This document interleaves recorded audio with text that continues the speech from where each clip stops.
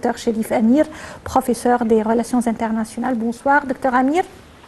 Bonsoir. Quand on parle des relations entre l'Égypte et l'Union européenne comme institution multilatérale, on doit dire que ces relations sont étendues sur plusieurs facettes de coopération politique, économique, culturelle, écologique et autres. Et ce sont des relations appréciées dans les deux sens, des relations particulières, et l'Égypte est vraiment considérée par l'Union européenne comme on le sait toujours, la porte ou le portail vers l'Afrique, vers le Sud en général. Parlez-nous un peu de comment ces relations ont pu être développées récemment sur plusieurs niveaux en conduisant à des résultats tangibles et fructueux pour les deux côtés.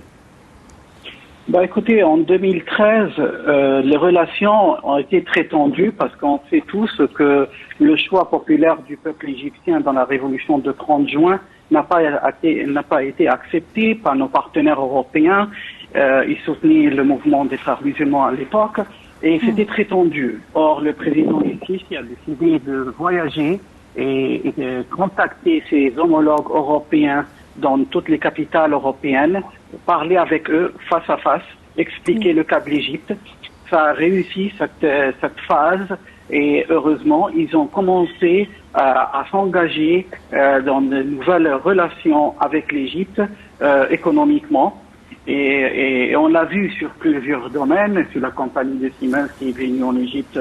Maintenant, on a une autosuffisance d'électricité. On a aussi des investissements autres que les investissements allemands. Il y a des investissements français.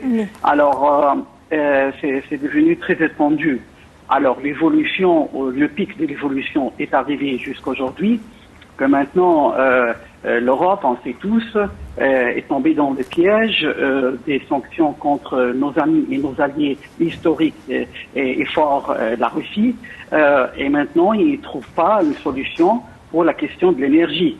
Alors, c'est maintenant qu'ils veulent trouver un allié qui peut leur aider à trouver une autre source, et c'est l'Égypte.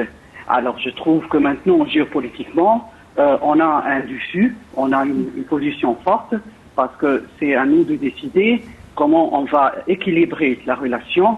On ne va jamais abandonner nos amis et nos alliés culturels et historiques et politiques et militaires, c'est-à-dire la Fédération de la Russie, mais en même temps, on va garder les relations avec nos amis et nos partenaires européens. Voilà. Oui, et si vous pouvez, je peux ajouter, et c'est pour cela, c'est que l'Égypte maintenant a une position très importante que l'Europe a compris. L'Europe a compris maintenant que l'Égypte est une citadelle de balance, d'équilibre ici dans la région, entre l'Europe, comme vous venez de le dire, une portail vers l'Afrique aussi. Donc on a une ouverture sur beaucoup de champs, beaucoup d'horizons. Et aussi, on peut maintenant, avec notre position, imposer certaines conditions, que c'est pas parce qu'on va aider nos amis européens qu'on va abandonner nos alliés russes. Justement, pas imposer des conditions, mais peut-être arriver à des accords de partenariat équitable, puisqu'on parle, comme vous l'avez mentionné actuellement, d'exportation de gaz naturel vers l'Europe. L'Europe a besoin du gaz égyptien maintenant. En échange, ce sont les investissements directs qu'on cherche. Les investissements, ce n'est pas une demande pour l'Égypte uniquement, puisque le profit va également être dans les deux sens, l'Égypte et l'Europe. Également le transfert de l'expertise, le transfert de la nouvelle technologie. Comme vous l'avez mentionné, actuellement, l'Égypte peut demander encore plus de collaboration, de partenariat en ce qui concerne le transfert de la nouvelle technologie, puisque c'est ça l'essentiel du développement durable que l'Égypte cherche actuellement. Bien sûr, parce que regardez sur la situation à l'est de la Méditerranée, il y a deux pôles maintenant, il y a la Turquie, il y a l'Égypte, la Turquie au nord, l'Égypte au sud de la Méditerranée, et bien sûr Les deux, ils sont entre la Russie, les deux pays, entre la Russie et entre l'Europe. Oui. Et l'Europe, maintenant, essaye de trouver les points forts de la Russie, c'est-à-dire les Turcs, ils ont des relations avec la Russie et aussi l'Égypte. Alors, ils essayent de trouver une autre manière d'exportation du gaz, et à la fin, ils savent très bien ça va pas affecter la Russie, parce que le rouble est devenu très fort. Alors, les alliés de la Russie, comme l'Égypte dans cette région, ils sont dans une position très forte. Oui. Alors, notre position, elle est solide, elle est forte. Je crois qu'on va expliquer à nos amis et nos partenaires européens que oui, il faut un échange d'expertise, oui, il faut une ouverture vers l'investissement de plus en plus.